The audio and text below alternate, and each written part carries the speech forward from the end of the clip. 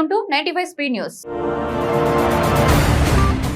అల్లూరి సీతారామరాజు జిల్లా ఎటపాక మండలం గుండాల ప్రాంతంలో గోదావరిలో అక్రమ ఇసుక దందా ప్రొక్లైన్లతో తోడి లారీలతో నిత్యం రాష్ట్రాలు దాటుతుంది. ఎటువంటి అనుమతులు లేకుండా గిరిజన ప్రాంతంలోని పీసా చట్టాన్ని ఉల్లంఘిస్తూ అక్రమ దందా నడుస్తుంది. మెట్పల్లి పట్టణంలోని ఓ బార్లో మద్యం మత్తులో యువకులు వీరంగం సృష్టించారు. సిగరెట్ డబ్బులు అడిగినందుకు బార్ వెయిర్పై రాయితో దాడి చేసి గాయపరిచారు. మెట్పల్లి మండలం కోనరావుపేట మన ఊరు మనబడి కార్యక్రమంలో ఎమ్మెల్యే విద్యాసాగర్ రావు తనపై అనుచిత వ్యాఖ్యలు చేసినందుకు నిరసనగా వార్డు మెంబర్ జావిడి సూర్య గంగారెడ్డి అంబేద్కర్ విగ్రహానికి వినతి పత్రం సమర్పించారు. కోరుట్ల డివిజన్ లో భారత కమ్యూనిస్టు పార్టీ ఆధ్వర్యంలో సి ప్రభాకర్ భవన్ నుండి ఆర్డీఓ మరియు ఎంఆర్ఓ కార్యాలయం వరకు ర్యాలీ నిర్వహించి ధర్నా చేశారు. అందరి బంధువైన భద్రాద్రి రామయ్య వైకుంఠ రామునిగా ముక్కోటి ఉత్సవాలను పురస్కరించుకుని వైకుంఠ ఉత్తర ద్వారం నుండి భక్తకోటికి దర్శనమివ్వనున్నారు.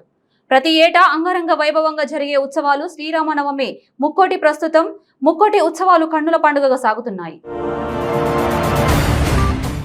అనంతపురం జిల్లా గుత్తిపట్టణ సమీపంలోని చెరువుకట్ట సమీపంలో ఆటో అదుపు తప్పి బోల్తా పడటంతో 2 మృతి చెందారు. 17 మంది గాయపడ్డారు.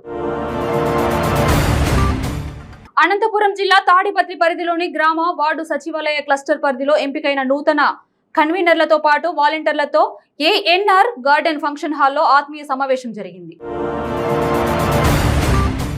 ఇళ్ల స్థలాల కోసం ఆర్జీలు పెట్టుకున్న వారందరికీ ఇళ్ల స్థలాలు కేటాయించేలా చర్యలు తీసుకోవాలని ఎమ్మెల్యే నావాజ్ బాషా అధికారులను కోరారు.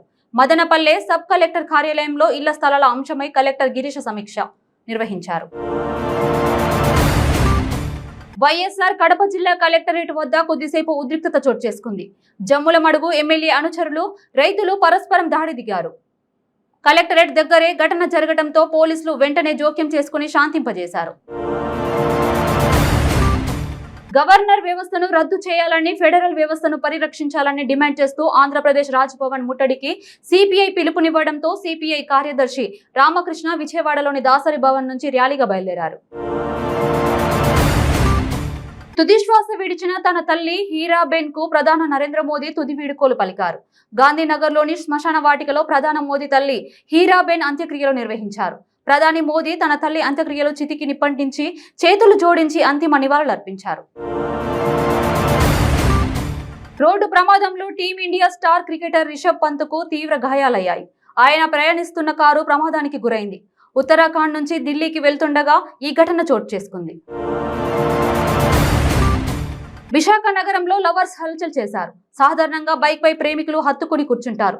కానీ ఈ ప్రేమికులు మాత్రం మరింత రెచ్చిపోయారు. యువకుడు బైక్ నడుపుతుండగా అతనికి ఎదురుగా ఆయిల్ ట్యాంక్ పై యువతి అసభ్యకరంగా కూర్చుంది. హైదరాబాద్ నగరంలో భవన నిర్మాణదారులపై ఫిర్యాదులు చేస్తూ అక్రమ వసూళ్లకు పాల్పడే వారిపై క్రిమినల్ కేసులు నమోదు చేస్తామని మంత్రి తలసాని శ్రీనివాస్ యాదవ్ అన్నారు. బ్లాక్ మెయిలింగ్ కు పాల్పడే వారిపై కఠినంగా వ్యవహరించాలని అధికారులను ఆదేశించారు. నిర్మల్ జిల్లా కేంద్రంలోని మిషన్ భగీరథ కార్యాలయం ముందు డిప్యూటీ డిఈఓ వినోద్ బాబా భార్య పూర్ణిమ ఆందోళనకు దిగారు. భర్త తనను నిర్లక్ష్యం చేస్తూ మరో 2 పెళ్లిళ్లు చేసుకున్నాడని ఆవేదన వ్యక్తం చేశారు.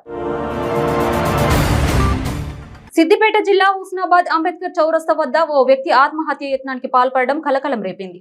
హుస్నాబాద్ మండలం జిల్లెలగడ్డ గ్రామానికి చెందిన మతిస్థిమితం సరిగా లేని వ్యక్తి లావుడియా పాండు అంబేద్కర్ విగ్రహం ఎక్కే మెట్లకు ఊరేసుకుని ఆత్మహత్య యత్నం చేశాడు.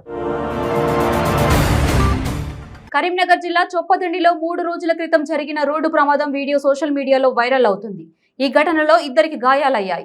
బైక్ ను ఆటో ఢీకొనగానే అందులో నుంచి డ్రైవర్ కింద పడ్డాడు. అనంతరం డ్రైవర్ లేకుండానే రోడ్డుపై ఆటో చక్కర్లు కొట్టింది. జాతీయ స్థాయిలో పతకాలు సాధించిన తెలంగాణ క్రీడాకారిణిలు నిఖిత్ జరీన్, ఈషా సింగ్లను ఎమ్మెల్సీ కల్వకుంట్ల కవిత అభినందించారు. హైదరాబాద్ లోని నివాసంలో నిఖిత్ జరీన్, ఈషా సింగ్లు ఎమ్మెల్సీ కవితను కలిశారు. జనవరి 3, 4 తేదీలలో గ్లోబల్ అల్యూమిని మీట్ 23 ఉస్మానియా యూనివర్సిటీలో నిర్వహిస్తున్నామని వైఎస్ ఛాన్సలర్ ప్రొఫెసర్ రవీందర్ అన్నారు. హైదరాబాద్ ఉస్మానియా యూనివర్సిటీ అతిథి గృహంలో వైఎస్ ఛాన్సలర్ మీడియా సమావేశం ఏర్పాటు చేశారు.